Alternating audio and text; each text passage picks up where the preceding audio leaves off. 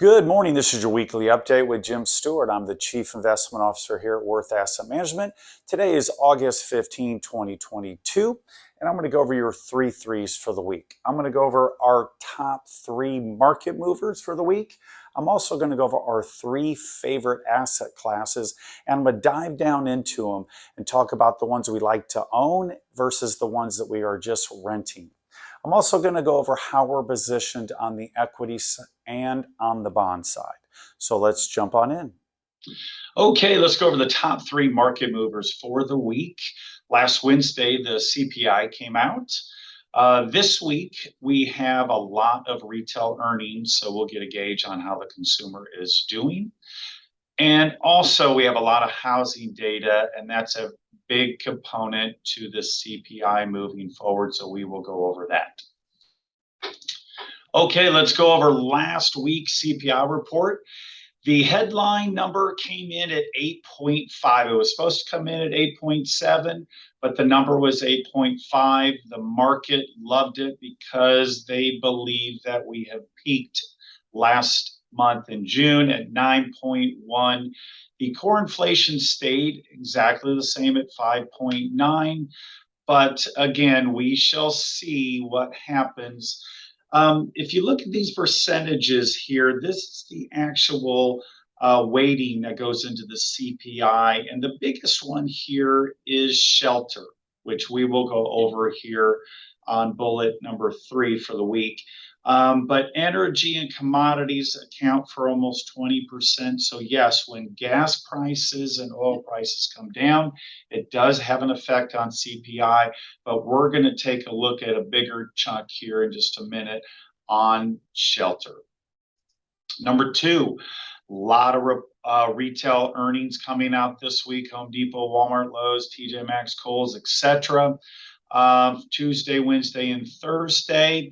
But the thing to keep in mind is Walmart and Target both lowered their guidance last quarter, and their stock price got hit hard. Okay, so we shall see if they can clear these lower earnings bar, okay, which would signal that the investors that they can preserve the margins and reduce their inventory for the second half of the year. And this is important. Why? Because consumer spending is 70% of GDP. So we have CPI and inflation, and we have retail earnings in the consumer for GDP. So big numbers coming out this week will validate what GDP is going to look like moving forward. All right, the third piece is that we're going to go over this week is housing data. A lot of housing data, housing starts, existing home sales, weekly mortgage applications are being reported for the month of July. And as you can see here, it has been about a 4 or 5 month decline in a lot of the data. Okay, and a lot of that has to do with interest rates going up. So the demand just shrunk. Okay, and mortgage demand dropped to a 22-year low. Application volume dropped year over year of 19%, and refis, the demand for refis dropped 80%. With interest rates going up, there's no reason to go ahead and refi unless you think they're going to continue to go up. So that just dried up. Okay, here is an interesting chart, and this firm has been doing this since, I believe, 1979. This is the home price index, the increase in the growth rate of the home price. Last month it was at 19.3. This month it dropped to 17.3. But the interesting factoid about this is that this index has about a 4 to 5 month lag. So we can probably continue to see this number stay kind of high. And if it's going to represent 32% of the CPI, that probably is going to keep the CPI report a little bit higher than what everybody is hoping for, and just probably keep it in the 8 to 7% range year over year. But we shall see. And here's the other part of the shelter piece is rents. And on a month-over-month basis, the one bedroom went up 4.1%, but on a year-over-year, it's up 39%. Okay, and the two bedroom, it also went up month over month, and on a year over year, it's up 38. So these are key components that are going into the CPI moving forward that are still at all-time or very long-term highs. Okay, so something we've got to keep an eye on to get that inflation number down. These things are going to have to start to drop. All right, let's go over our top three asset classes for the week. We still have T-bills, US dollar, and the 10-year Treasury in the top three. So defense is still on the field and the primary driver of this market. All right, let's see how we're positioned on the bonds. If you remember, right, 4 or 5 weeks ago, we started nibbling and buying individual bonds. And right now, it's so far so good. We're up 1.4% from that time. So far so good. Let's take a look at the equities, right? About 4 weeks ago or a month ago, we started nibbling and buying certain equities. Well, since that time, it's up 8.1%. So very good. Love that. And we went over last week on this resistance or supply zone, and it just broke out of it on Friday. Okay, a lot of that had to do with the CPI report. Everyone was excited about that. So it broke that resistance zone. Well, there's another resistance zone above it, which I explained a couple videos back. Well, now this resistance zone becomes supply. And this one now is a resistance. So we will probably trade through here.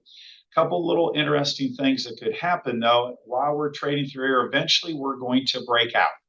If we break out, there's one more small resistance zone here, and then we could be off to new all-time highs. But if we come down here and this support doesn't hold, then we're going to possibly retest these lows or even worse. So this zone in here, we've got to keep an eye on where we go from here. So keep that in mind. All right, I'm going to go over now a little something new. I touched on it last week. This is about owning versus renting. Okay, so the difference is when we are in a positive trade and trend, we are owners. Those are investments that we're holding on to for a long time because they show all the characteristics of what we're wanting to do and things that we like. And two of them that were in the top three are 90-day T-bills, positive year to date, and the US dollar at 7.5. Now, we do have some other ones that are in our portfolio, but we're going to keep those proprietary to our clients. We can't give everything away. But here's some of the returns for some of those investments within inside of our portfolio. Now, on the other side, you have renters. These are not positive trend. These are positive trade only. Okay, and as we said, I said in a couple slides before, we were buying select bonds and we were buying select equities. Well, here they are. And over the last month, they're up 1.3 and up 13.5. But if you look on a longer term basis, they're still negative, which means they're negative trends. Okay, now what we're hoping that these things become kind of a rent to own. So we're hoping that these two, along with these other 6 that are hidden, will be eventually become investments for us. That's what we're hoping, but I don't know. And if they do start to lag and start to turn the other way, well, we just rented them. We can turn them right back in and we can look for other opportunities, but we're hoping they become owners. And if that happens, then they will move into that side of our ledger. That's it. Thank you for joining us. Our next update is Monday, August 22nd. Again, please feel free to subscribe and like and comment. We do these for your education, and we look forward to seeing you next week. And so have a wonderful week trading.